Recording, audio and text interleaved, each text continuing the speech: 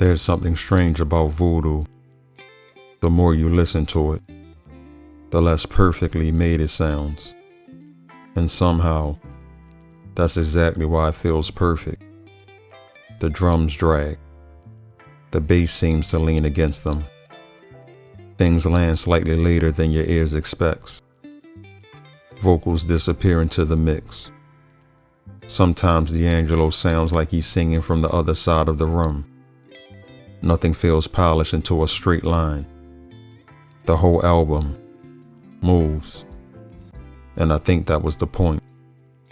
Because by the time Voodoo came out in 2000, recording technology could make music incredibly precise. You could correct things, move things, clean things up, make the beat land exactly where it was supposed to land. D'Angelo had access to all of that. And instead, he made an album that feels like human beings in a room, playing, listening, responding to each other, sometimes dragging behind the beat so far that the groove feels like it might fall apart. But it never does.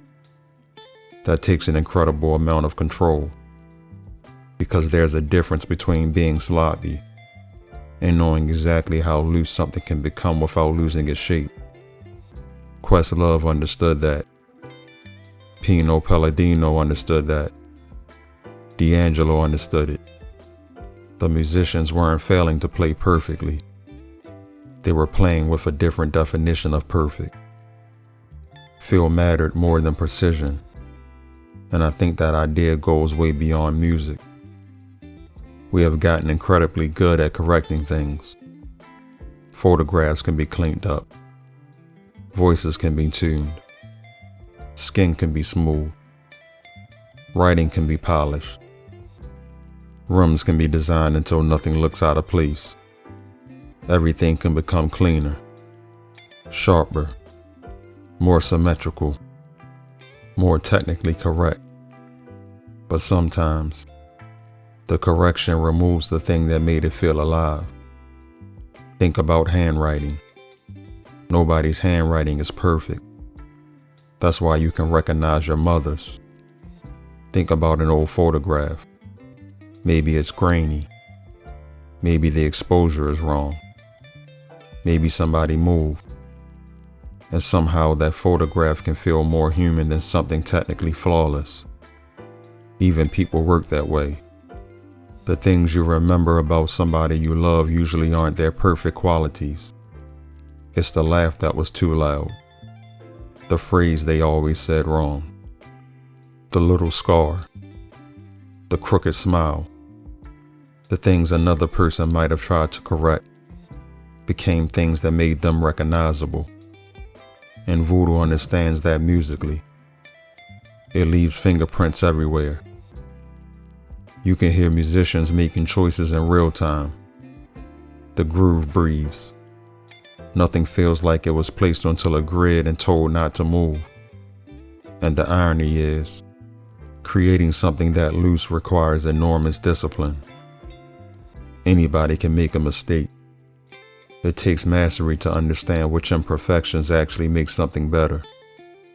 That's why I don't think the lesson of Voodoo is, imperfection is good. That's too simple. The lesson is that perfection isn't always the highest goal. Sometimes feel matters more. Sometimes character matters more. Sometimes humanity matters more. And great artists seem to know when polishing something further would actually make it worse.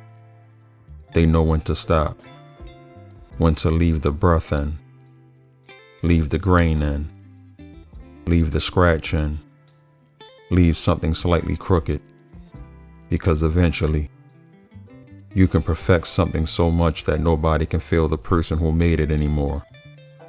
Maybe that's what D'Angelo understood. Voodoo doesn't sound timeless because every edge was removed. It sounds timeless because you can still hear the edges.